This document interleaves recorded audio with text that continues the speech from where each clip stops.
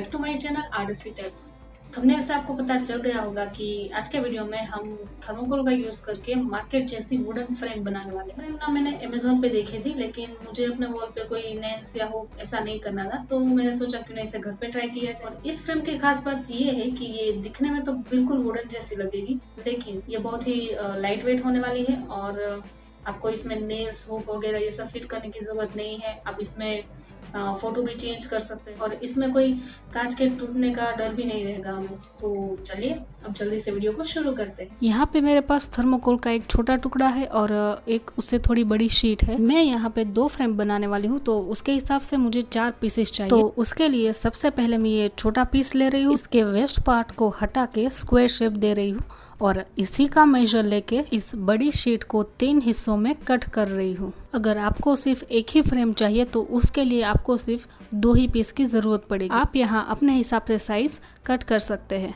हमारे 4 पीसेस अब रेडी हो चुके हैं। अब फ्रेम का फ्रंट पार्ट बनाने के लिए हमें इसको कुछ इस तरह से बीच से कट करना है। मैं यहाँ पे 1 सेंटीमीटर का चारों तरफ गैप रख के और फिर उसे कट कर दे रही हूँ। कट करने से पहले पेंसिल से एक बार मार्क जरूर कर लेना ताकि कोई गड़बड़ी ना हो।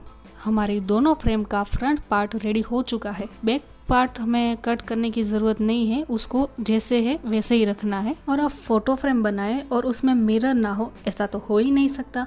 तो उसके लिए मैं यहाँ पे यूज़ कर रही हूँ प्लास्टिक की शीट। ये आपको आराम से कोई भी लोकल मार्केट में मिल जाएगी। हमारे यहाँ इसे साड़ी पैकिंग कवर भी बोलते हैं। आप कमेंट करके ज़रूर बताना आपके वहाँ इसे क्या बोलते हैं। शीट को भी हमें फ्रेम के फ्रंट पार्ट के अकॉर्डिंग कट कर देना है। ये शीट ऑलरेडी डबल फोल्ड वाली आती है, तो हमें इसे 2 कट करने की ज़रूरत नहीं है। मैंने यहाँ पे एक पेपर लिया है, आप कोई सा भी पेपर ले सकते हैं और उसको भी हमें फ्रेम की साइज में कट कर देना है। मुझे यहाँ पे फ्रेम में कोई फोटो नहीं रखना है, मुझे एक अच्छा सा मैसेज लिख के रखना था, इसलिए मैंने यहाँ पे पेपर यूज़ किया है। आप यहाँ पे अपनी फ़ोटो भी लगा सकते हैं। दोनों पेपर में मैंने अपना जो भी मैसेज लिखना था वो लिख दिया है। अब उसे हम डेकोरेट करेंगे, तो उसके लिए मैं यूज़ कर रही हूँ डॉम्स की ब्रश पेन। यहाँ पे मैंने थिन पेपर यूज़ किया है, तो उसको मैंने डबल फोल्ड कर दिया है। अगर डबल फोल्ड नहीं करेंगे तो इसकी जो इंक है पीछे दिखेगी। अगर आपके पास ड्राइंग पेपर या थिक पेपर है तो आप उसमें एक्रेलिक कलर भी यूज़ कर सकते हैं। अब यहाँ तक का वीडियो देख ही लिया है तो आगे का भी वीडियो बिना स्किप किए ज़रूर देखना, क्योंकि आगे के वीडियो में हम इसका फ़ोटो कैसे चेंज करें वो भी देखने वाले हैं। तो चलिए अब फटाफट से इसको कंप्लीट कर लेते हैं।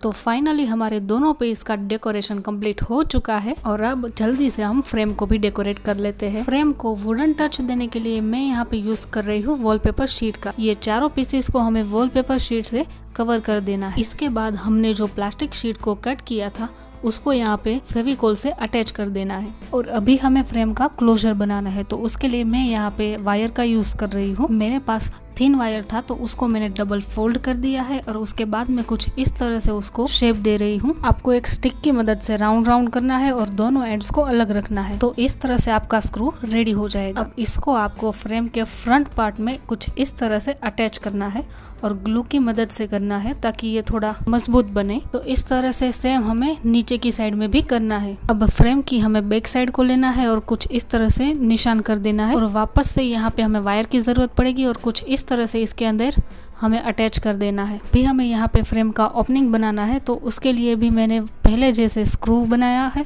और उसको मैं फेविकोल से अटैच कर दे रही हूँ। अब दूसरा वायर लेना है और उसको फ्रेम की फ्रंट पे ऐसे अटैच कर देना है थ्रेड की तरह। इसको लॉक करने के लिए हमें स्क्रू के अंदर से उसको पास आउट कर देना है। चलो अब देख लेते हैं इसका फाइनल लुक।